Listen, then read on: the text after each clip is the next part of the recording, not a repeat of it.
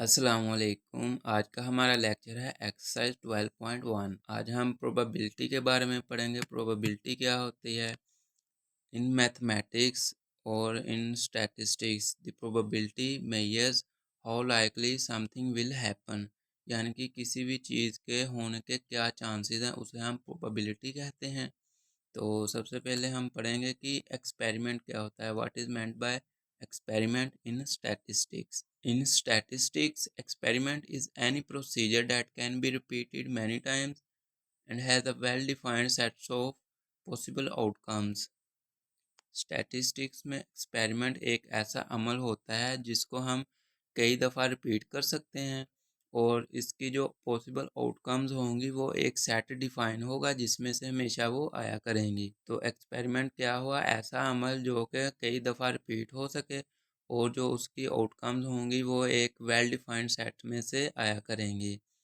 For example tossing a coin. जब हम किसी कॉइन को टॉस करते हैं तो या तो हमारे पास हेड आता है और या हमारे पास टेल आता होता है। तो ये हमारे पास एक सेट बन गया, यानी कि हेड और टेल का, और ये एक वेल डिफाइंड सेट है। तो जब हम कोई भी एक्सपेरिमेंट करेंगे यानी कि कॉइन को टॉस करेंगे तो हमारे पास जो आउटकम होंगी वो इसी सेट में से आएंगी। तो ये हमारे पास एक्सपेरिमेंट कहलाएगा, यानी कि ऐसा अमल जिसको हम जितनी मर्जी दफ़ा रिपीट करें लेकिन इसकी जो पॉसिबल आउटकम्स होंगी वो इस वेल डिफाइंड सेट में से ही आएंगी, यानी कि या तो हेड आएगा या टेल आएगा। नेक्स्ट हम टाइप्स पढ़ेंगे एक्सपेरिमेंट्स की। तो सबसे पहली टाइप है scientific experiments. This is an experiment for which outcome can be predicted with certainty before hand, यानी कि ये साइंटिफिक एक्सपेरिमेंट्स में हम एक्सपेरिमेंट करने से पहले ही हम प्रिडिक्ट कर सकते हैं, हमें पता चल जाता होता है कि आउटकम क्या होगी। फॉर एग्जांपल अगर हम किसी दो नंबर्स को ऐड करें, यानी कि अगर हम फॉर एग्जांपल 4 और 5 को ऐड करें तो हमारे पास हमें पहले ही पता चल जाएगा कि इसका सम क्या होगा। तो ये एक साइंटिफिक एक्सपेरिमेंट कहलाता है, यानी कि ऐसा एक्सपेरिमेंट जिसमें हमें आउटकम जो है वो पहले ही पता हो। नेक्स्ट है random experiment. An experiment for which the outcome cannot be predicted except that it is known to be one of the set of possible outcomes. ऐसा एक्सपेरिमेंट जिसमें आउटकम को हम पहले ही प्रिडिक्ट तो नहीं कर सकते लेकिन हमें पता है ये एक सेट ऑफ पॉसिबल आउटकम्स में से ही एक होगी। इसका क्या मतलब है, हम एग्जांपल के जरिए समझते हैं। Without knowing the three angles we can clearly see that the sum of measures of interior angles of a triangle is 180 degree. अगर हमें पता है कि एक ट्रायंगल के जो इंटीरियर एंगल्स का सम है वो 180 के इक्वल होता है, हमें पता तो नहीं है कि इंटीरियर एंगल्स क्या हैं, यानी कि तीनों एंगल्स हमें पता तो नहीं है, लेकिन हम ये कह सकते हैं कि जो उन तीनों एंगल्स का सम है वो 180 के इक्वल है। Similarly tossing a coin. जब हम किसी कॉइन को टॉस करते हैं तो हमें पता होता है कि जो इसकी पॉसिबल आउटकम है वो सेट में से आएगी जो कि हेड होगा या टेल होगा। तो ये एक रैंडम एक्सपेरिमेंट होगा। इसी तरह रोलिंग अ डाइस। जब हम किसी भी लूडो के दाने को रोल करते हैं तो हमें पता होता है कि ये या तो एक या दो या तीन या चार या पाँच या छः इन्हीं में से आएगा, इसके अलावा कोई नहीं आ सकता। यानी कि ये एक सेट है हमारे पास पॉसिबल आउटकम्स का और हमें पता है कि जो आउटकम होगी वो उसी सेट में से आएगी। तो वो एग्जांपल होगी एक रैंडम एक्सपेरिमेंट की। हमारे पास example, there are 4 green balls and 5 red balls in the bag, a ball is drawn at random. हमारे पास एक बैग में 4 ग्रीन बॉल्स हैं और 5 रेड बॉल्स हैं और एक बाल को हम रैंडमली निकाल लेंगे। तो हमारे पास जो the possible outcomes are either green ball और रेड बाल। तो हमारे पास जो पॉसिबल आउटकम्स हैं जो या तो वो ग्रीन बॉल होगी या रेड बॉल होगी, यानी कि दो ही कलर की तो बॉल्स हैं उस बैग में, या तो ग्रीन बॉल है या रेड बॉल है। तो हमारे पास जो आउटकम होगी इसकी वो या तो ग्रीन बॉल होगी या रेड बॉल होगी। और ये एक्सपेरिमेंट कौन सा है, रैंडम एक्सपेरिमेंट है। नेक्स्ट है sample space. For a random experiment the set of all possible outcomes of a random experiment is called a sample space and is denoted by S. किसी भी रैंडम एक्सपेरिमेंट जो तमाम outcomes होती हैं उसके set को हम सैंपल स्पेस कहते हैं। यानी कि जब हम कोई भी रैंडम एक्सपेरिमेंट करें तो जो भी उसकी आउटकम्स आएंगी उन तमाम को एक सेट में लिख लें तो उस सेट को हम सैम्पल स्पेस कहा करते हैं और उसको हम एस के ज़रिए डिनोट करते हैं। The elements of S R called sample points of outcomes. और जो एस के एलिमेंट्स होते हैं उनको हम सैम्पल पॉइंट्स कहते हैं। For example tossing a coin once, जब हम किसी कॉइन को एक दफ़ा टॉस करें तो या तो हमारे पास हेड आएगा या टेल आएगा। तो ये हमने एक सेट में लिख लिया और इस सेट को हम एस कहेंगे, यानी कि ये इसकी सैम्पल स्पेस है। यानी कि जो हमने एक्सपेरिमेंट किया है, रैंडम एक्सपेरिमेंट जिसमें हमने कॉइन को एक दफ़ा टॉस किया है, उसको हम इस सैम्पल स्पेस के ज़रिए रिप्रेजेंट करेंगे। इसी तरह नेक्स्ट है टॉसिंग अ कॉइन ट्वाइस, यानी कि एक कॉइन को हम दो दफ़ा टॉस करें तो हमारे पास या तो हेड हेड आएगा या हेड टेल या टेल हेड या टेल टेल। तो इन तमाम आउटकम्स को जब हम एक सेट में लिख लें तो इस सेट को हम सैम्पल स्पेस कहेंगे इस रैंडम एक्सपेरिमेंट की। इसी तरह एक रोलिंग का डाइस, जब हम किसी भी लूडो के दाने को रोल करें तो हमारे पास ये आउटकम्स होंगी और इनको हम सैम्पल स्पेस में इस तरह लिखेंगे। नेक्स्ट है events, that S be the sample space of an experiment. ऐसा हमने किसी भी एक्सपेरिमेंट की सैम्पल स्पेस ली है। Any subset E of S is called an event associated with experiment. तो एस का जो है वो कोई भी सबसेट जिसको हमने ई से रिप्रेजेंट किया है, इवेंट कहलाएगा उस एक्सपेरिमेंट का। For example E is equal to H is an event associated with the experiment of tossing a coin. जब हम किसी कॉइन को टॉस करेंगे तो हमारे पास या तो हेड आएगा या टेल।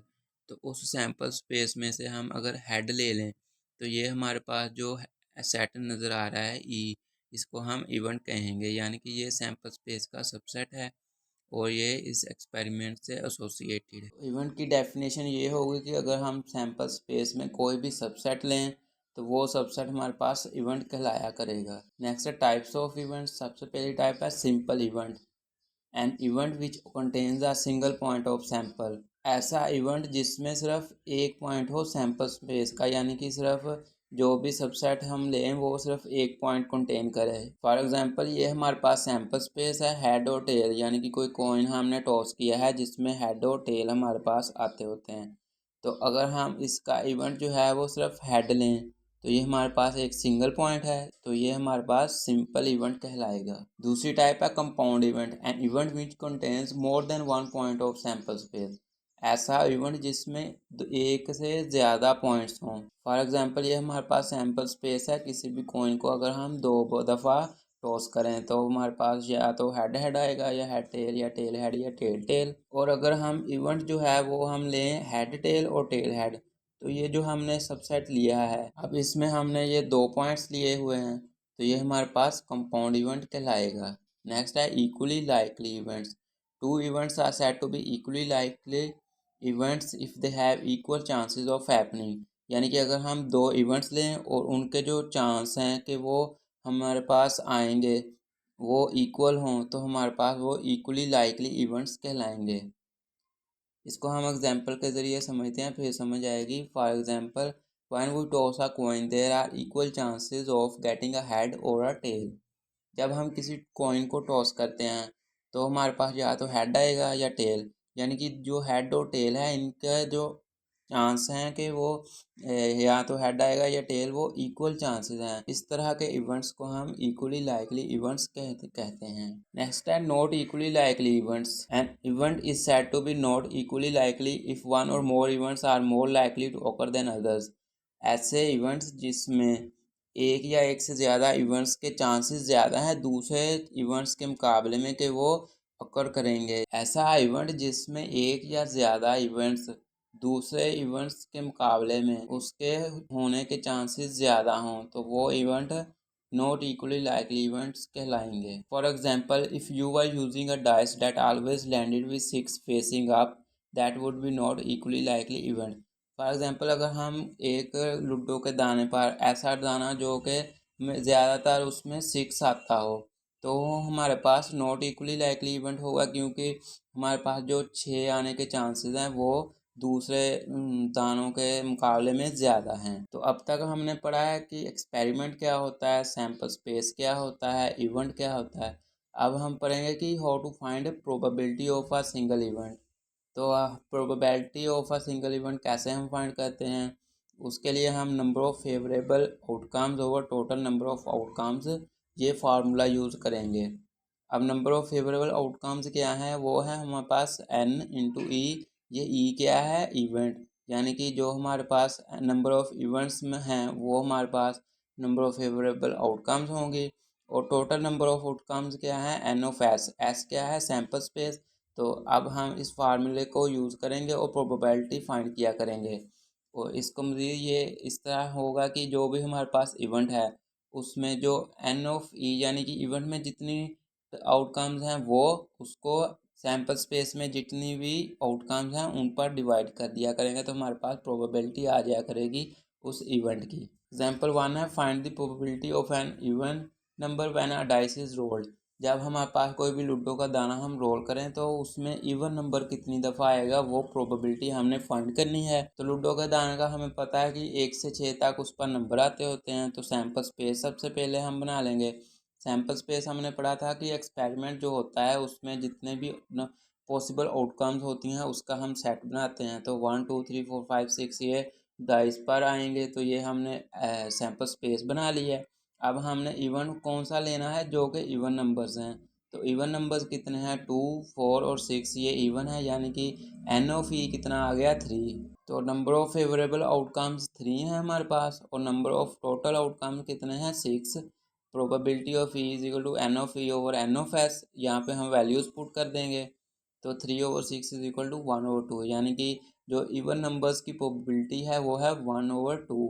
नेक्स्ट क्वेश्चन 2 है, find a probability that a tail will turn up if a coin is tossed. यानी कि जब हम कॉइन टॉस करें तो हमने प्रोबेबिलिटी फाइंड करनी है कि टेल आएगा।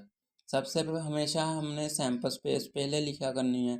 सैम्पल स्पेस इसकी क्या है, कॉइन को हमने एक दफ़ा टॉस करना है तो या तो हेड आएगा या टेल। तो पॉसिबल आउटकम्स हमने ये सेट बना लिया, सैम्पल स्पेस आ गई।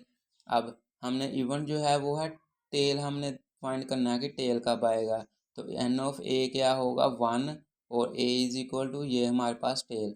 ठीक है, ये यहाँ पे set of tails is equal to, ये हमने इस तरह लिखना है कि let a is equal to set of tails और ए यहाँ पे इवेंट है। और हमने फाइंड करना है कि टेल कब आएगा, यानी कि टेल की प्रोबेबिलिटी क्या है आने की।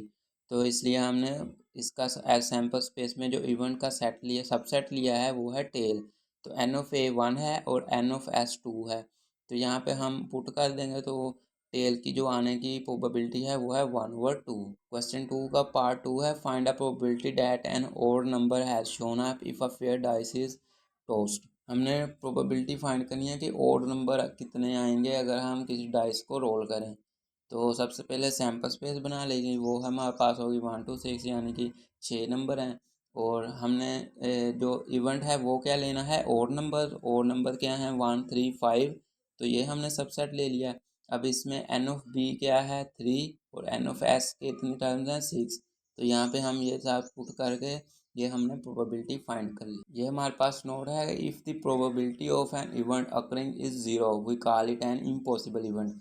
यानी कि अगर किसी इवेंट के अकरन की जो प्रोबेबिलिटी है वो ज़ीरो है तो हमारे पास हम उसको इम्पॉसिबल इवेंट कहेंगे। इसकी एग्जांपल इस तरह होगी कि अगर हम किसी डाइस को रोल करें तो हम कहें कि इसमें क्या प्रोबेबिलिटी है कि 7 आ जाए, तो ये हमारे पास एक इम्पॉसिबल इवेंट है, क्योंकि जो डाइस होता है वो 1 से 6 तक नंबर्स आते हैं, 7 तो होता ही नहीं उसमें। इस तरह हम इस ऐसे इवेंट्स को हम इम्पॉसिबल इवेंट कहते हैं।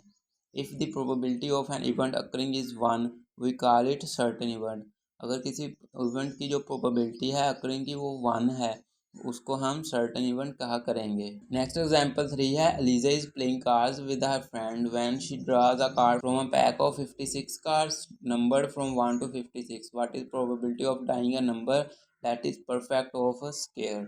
तो लीजा जो है वो अपनी दोस्त के साथ कार्ड्स यानी कि ताश खेल रही है और उसमें से 56 पैक यानी कि 56 उसमें कार्ड्स हैं, तो उसमें से क्या प्रोबेबिलिटी है कि जो हम वो नंबर निकालेगी वो एक परफेक्ट स्क्वायर है। तो सैम्पल स्पेस जो हमारे पास बनेगी वो होगी 1 2 3 एंड सो ऑन 56। हमारे पास जो इवेंट है वो set of perfect square numbers है।